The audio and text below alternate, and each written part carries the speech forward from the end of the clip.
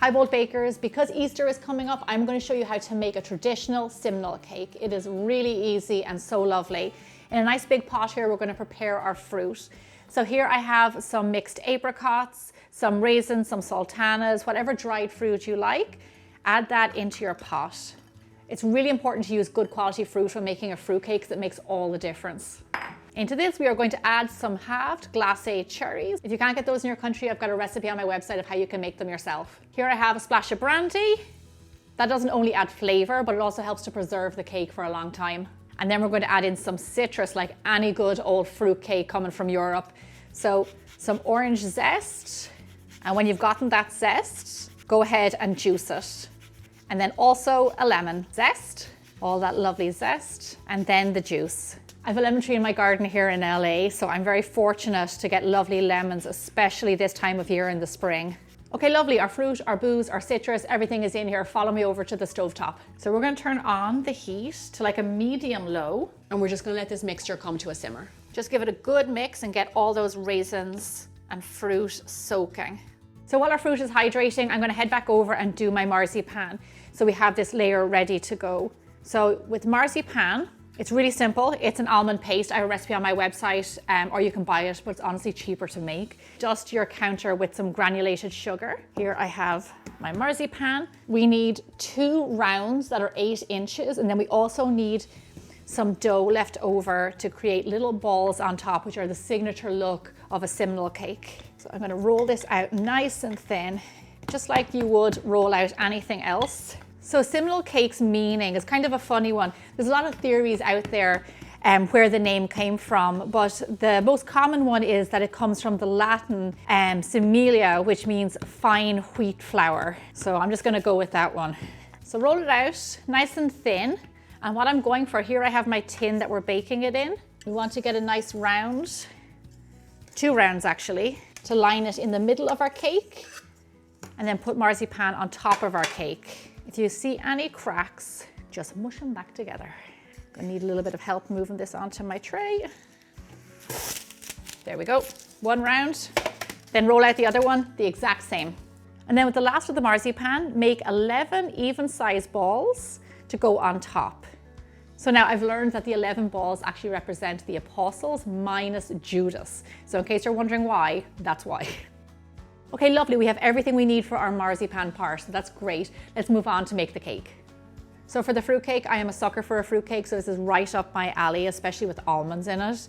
So the first thing we want to do is mix together our dry ingredients. Here I have some all-purpose flour, I have some ground almonds. You're going to need quite a few ground almonds for this recipe. Okay, so next thing is mixed spice. We love using mixed spice in Europe. This is a combo of some of the usual suspects like mace, ginger, nutmeg, cinnamon. It's quite similar to pumpkin pie spice, slightly. You can use that in a pinch, or you can use just cinnamon, that's fine too. I do have a recipe on my website of how you can make this yourself. And if you do a lot of European Irish baking like I do, it is worthwhile to make your own. Next, a little bit of baking powder. And of course, my favorite, salt. Get these a little mixy mix together. The ground almond in here adds extra flavor for sure. Adds extra fat because it's nice and fatty. It also adds extra moisture, which makes this a moister fruit cake and not a dry one, which some people, unfortunately are used to. That's not how I grew up. I think fruit cake is delicious, but some people have a different view on it, but hopefully I can change your mind. Okay, lovely. Those are all mixed. Grand. Here I have my mixer. I have a whole lot of room temperature butter. Make sure that it's lovely and soft because we're going to be creaming it up.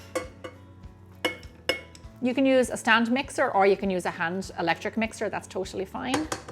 You're going to add in some lovely dark brown sugar, which is one of my favorite things to bake with. And we are going to cream these ingredients together until they're really lovely and fluffy and light, so a few minutes. Definitely go on a high speed to really get your machine working. I'm going to give that a little bit of a mix down, and then we can start to add in our eggs shortly. So if you're more into carrot cake around Easter, I have the most amazing, best ever carrot cake. It is one of the biggest recipes on my website and so lovely.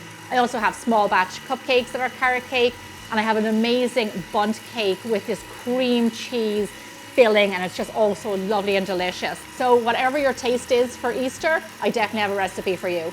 Okay, so when the butter and sugar is light and fluffy like this, we are going to add in our eggs while the machine is going, one at a time until they're combined. Okay, lovely, our eggs are combined. Now I'm going to take it off the machine and we're going to mix in the rest of our ingredients. So in goes our flour mixture, and then just kind of fold that in until it's combined. I like to do this by hand because on the machine it can tend to overmix and toughen your flour, your cake. We don't want that. There we go. Look at that nice soft cake. Beautiful. Once your flour mixture is in there, we are going to grab our cooled fruit. And as you can see here, while it sits, it actually absorbs and rehydrates all of that liquid that you had in there. So now it's even more flavorful. Look at that. So go ahead. Oh my gosh, it smells lovely. Then go ahead and add that in. Look at that, beautiful. Then just keep on going, fold this in also. That's it.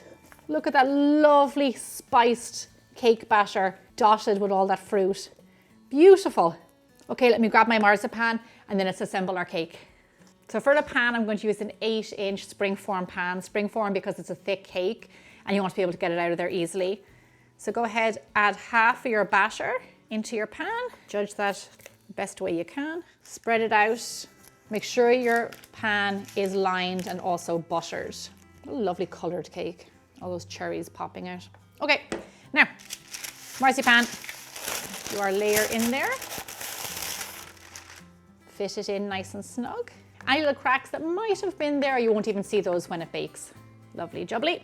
Rest of your cake batter now, and then smooth it out as evenly as you can on top. Okay, lovely, our oven is preheated. Let's get this guy in here because he needs quite a while to cook. Bake your Simnel cake at 325 degrees Fahrenheit, 160 degrees Celsius for roughly an hour or so. It's a big old cake and it does need quite some time to cook. Here we go. Look at that beautiful cake. It smells amazing. This really reminds me of home. It's lovely and brown on top. It's a very even cake. It's heavy, it's fruitcake, it's not leavened very high. So I'm gonna let this cool down in the tin, let it go completely cold, and then we can decorate it and finish it off.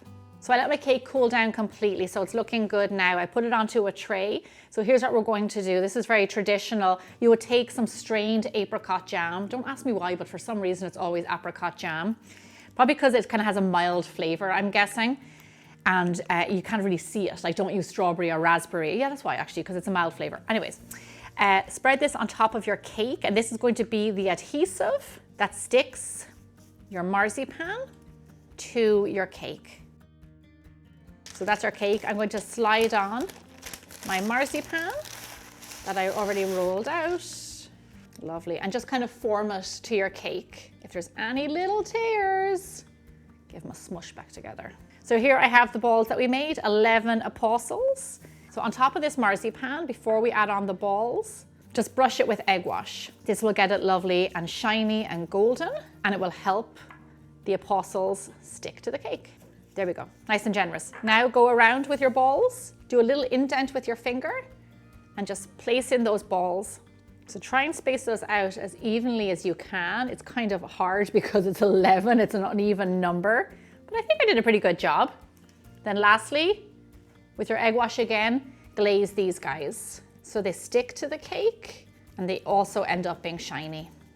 So now the last finishing touch to this cake is to give it that iconic look, and we are going to glaze, kind of broil the top of this marzipan. So I'm going to put my broiler on low, place it in there and very gently let it start to go brown.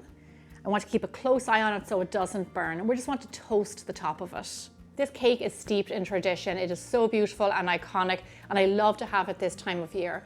When you sit down to enjoy this cake, also have it with a big pot of tea. There is nothing better. This cake is for everyone, whether you celebrate Easter or not. There's something so lovely, so simple, and so delicious about it. Being an expat and living far away from home, it brings me so much joy to be able to recreate these kinds of things and to be like right back there as a child enjoying these and those lovely memories that you have around Easter and springtime in Ireland and all those things. I hope that you get a chance to make this recipe. Thank you so much for watching. I'll be back here again next week, so stick around. You can check out more videos and I'll see you again really soon.